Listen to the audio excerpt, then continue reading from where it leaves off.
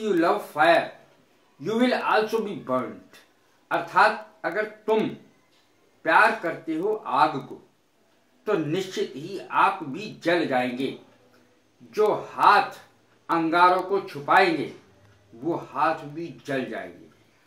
देखें, आज मैं जो टॉपिक ले रहा हूं वो है प्रीफर। शब्द है प्रीफर, अर्थ है अधिक पसंद करना। दूसरा शब्द लिया है मैंने वुड रादर, और तीसरा लिया है no sooner than as soon as. ये दो लिए हैं मैंने, बल्कि चार हो गए। Prefer, would rather, no sooner than, as soon as. तो ये मैंने शब्द लिए हैं। और सबसे पहला शब्द है prefer. I prefer something to something else. मैं इस चीज को उस चीज की अपेक्षाकृत अधिक पसंद करता हूं। प्रीफर माने अधिक पसंद करना, और इसमें देन का प्रयोग नहीं होता। देन के स्थान पर टू का प्रयोग होता है। प्रीफर के बाद देन का प्रयोग वर्जित है। प्रीफर के बाद TO2 का प्रयोग होगा, देन का नहीं होगा। देखें इसी से संबंधित वाक्य, I prefer milk to tea. I prefer milk to tea, अर्थात मैं दूध अधिक पसंद करता हूं चाय की अपेक्षाकृत। I prefer milk to tea, मैं चाय की अपेक्षाकृत दूध अधिक पसंद करता हूं। अधिक पसंद करना, इसमें देन का प्रयोग नहीं होता अपेक्षाकृत के लिए। टू का प्रयोग होता है, TO2 का प्रयोग होता है। अब देखें, प्रीफर का अर्थ होता है एक चीज को दूसरी से अधिक पसंद करना। आई प्रीफर समथिंग और to prefer something to something else, इसको अंग्रेजी में कहेंगे, और हिंदी में कहेंगे एक चीज को दूसरी से अधिक पसंद करना। तो प्रीफर के बाद टू इंफिनिटिव का प्रयोग हो सकता है, और जीरंड का भी। ऐसा नहीं जीरंड का प्रयोग ना हो। इनका प्रयोग सामान्यतः यह प्रदर्शित करता है कि हम क्या चीज अधिक पसंद करते हैं। क्या करता है? क्या चीज प्रदर्शित करता है कि हम कौन सी चीज दो की अपेक्षा अधिक पसंद करते हैं। मुझे शहर अधिक पसंद नहीं है। मुझे शहर अधिक पसंद नहीं है। I don't like cities. मैं गांव में रहना अधिक पसंद करता हूं। मैं गांव में रहना अधिक पसंद करता हूं। I prefer to live in the village. I prefer to live in the village. देखें इसको, ये तो हमने टू का प्रयोग करके इंफिनिटिव का प्रयोग कर दिया। टू क्रिया की फर्स्ट फॉर्म से पहले अगर आ जाए तो समझ लीजिए इंफिनिटिव है, और अगर फर्स्ट फॉर्म में आईएनजी लगा हो तो जीरंड है।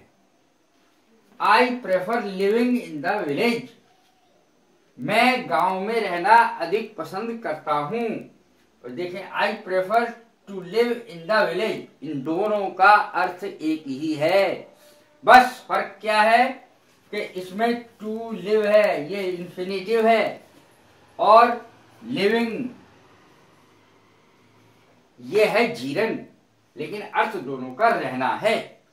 टू लिव या लिविंग दोनों का अर्थ रहना है, और इसको प्रीफर के बाद दोनों को ही प्रयोग किया जा सकता है। आप चाय पसंद करेंगे या कॉफी, दूसरा उदाहरण ले रहा हूं मैं इसका। आप चाय पसंद करेंगे या coffee. Would you prefer tea और coffee. Would you prefer tea और कॉफी। वुड शुरू में आ गया क्योंकि इसमें या कॉफी लग रहा है। क्या आप चाय पसंद करेंगे या कॉफी, ये अर्थ दे रहा है। वुड यू प्रेफर टी और कॉफी, और क्वेश्चन मार्क आएगा। अब देखें वुड रादर का कैसे प्रयोग होता है। Would rather, I would rather do something than do something else. मैं यानी सेंटेंस से आपको बताता हूं। पहली बात तो नियम देख लें, वुड रादर के बाद वेयर इंफिनिटिव यानी विदाउट टू इंफिनिटिव आएगा। इंफिनिटिव से पहले टू लगा हुआ होता है इंफिनिटिव से पहले, लेकिन इसमें वेयर इंफिनिटिव, वेयर इंफिनिटिव उसको कहते हैं जिसमें टू नहीं लगेगा। मैं सिनेमा जाने की अपेक्षा आज रात घर पर ठहरना अधिक पसंद करूंगा। मैं सिनेमा जाने की अपेक्षा आज रात घर पर ठहरना अधिक पसंद करूंगा। वुड रादर, वुड रादर का अर्थ होता है अधिक पसंद करना। आई वुड रादर डू समथिंग यानी मैं इस चीज को अधिक पसंद करना अधिक पसंद करूंगा कि कोई और की अपेक्षा, यानी कोई और चीज बाद में है मेरे लिए पहले ये है, ये ज्यादा पसंद करूंगा। आई वुड रादर डू समथिंग या दिस थिंग, मैं इस चीज को ज्यादा पसंद करूंगा देन समथिंग एल्स, और कोई चीज। तो इस प्रकार से ये अधिक पसंद करने के लिए ये भी आता है, प्रीफर भी आता है। वुड रादर के बाद वेयर इंफिनिटिव आता है विदाउट टू, यानी टू नहीं लगेगा। मैं सिनेमा जाने की अपेक्षा आज रात घर पर ठहरना अधिक पसंद करूंगा। आई would rather stay, I would rather stay यानी ठहरना एट होम, घर पर ठहरना अधिक पसंद करूंगा। आई would rather stay at home, मैं घर पर ठहरना अधिक पसंद करूंगा टुनाइट रात को। Than go to cinema, cinema जाने की अपेक्षाकृत यानी सिनेमा जाने से बढ़कर मैं घर पर ठहरना अधिक पसंद करूंगा।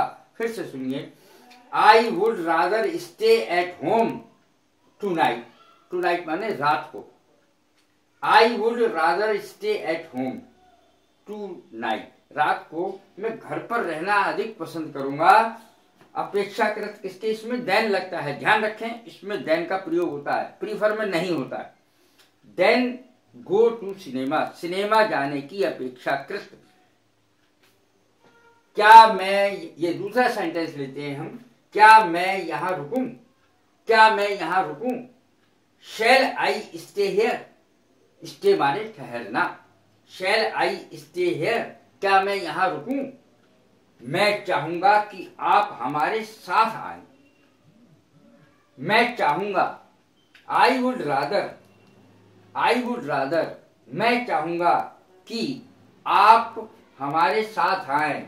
यू कम विद अस, मैं चाहूंगा कि आई वुड रादर आप हमारे साथ आए, कि आप हमारे साथ आए। यू कम विद अस, इस तरीके से इसकी अंग्रेजी बनेगी आई वुड रादर के साथ। फिर इससे देखें, शैल आई स्टे हियर, क्या मैं यहां रुकूं। आई वुड रादर मैं चाहूंगा कि आप, यू कम विद अस हमारे साथ आए।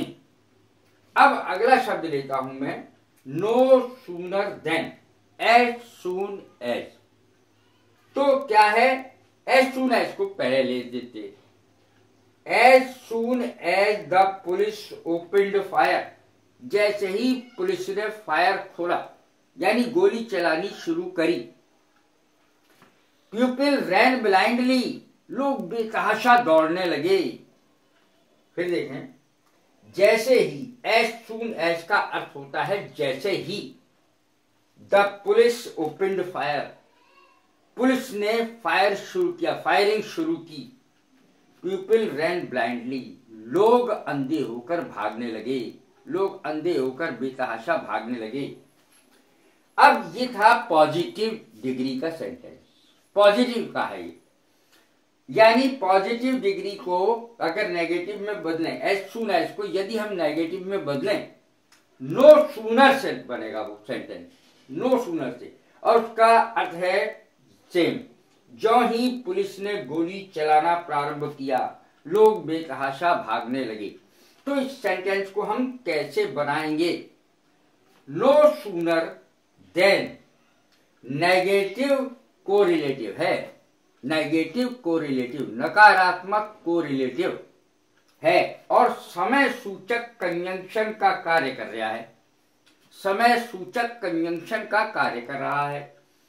नो सूनर में सूनर सून की कंपेरेटिव डिग्री है। सूनर क्या है? सून, सूनर, सूनेस्ट, तीन फॉर्म हो गई, पॉजिटिव, कंपेरेटिव, सुपरलेटिव। सून, सूनर, सूनेस्ट। अब देखें इसको कि सूनर सून की कंपेरेटिव डिग्री है, अतः इसके पश्चात देन का प्रयोग करना स्वाभाविक ही है।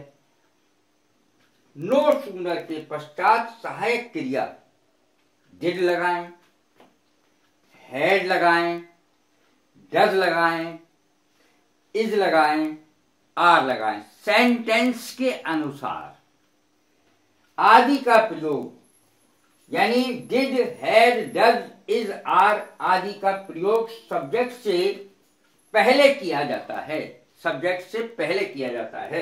सेंटेंस देखें, नो सूनर डिड, अब डिड लग गया तो क्रिया की फर्स्ट फॉर्म आई। डिड के साथ कभी भी क्रिया की सेकंड या थर्ड फॉर्म आ ही नहीं सकती। नेगेटिव हो गया ये वाक्य, इसलिए डिड का प्रयोग हुआ, क्योंकि नेगेटिव सेंटेंसेज में डिड का प्रयोग होता है। No sooner did the police open fire, जो ही, इसका अर्थ हो गया जो ही, नो सूनर, जो ही पुलिस ने गोली चलाना प्रारंभ किया।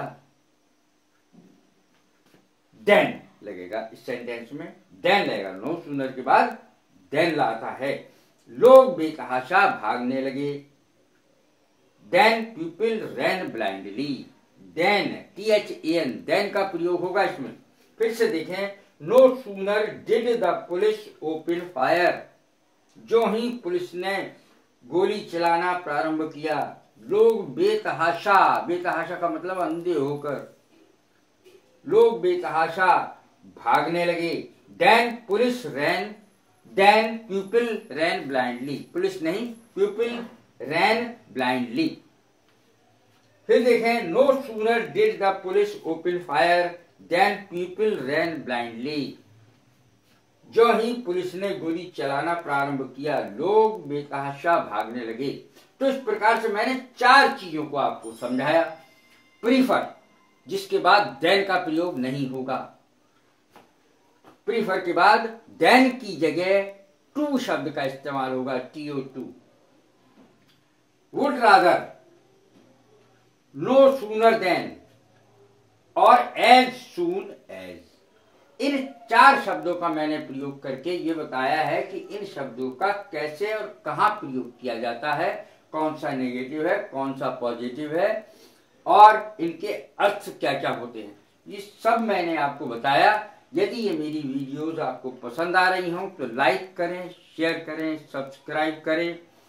God bless you. Thank you very much.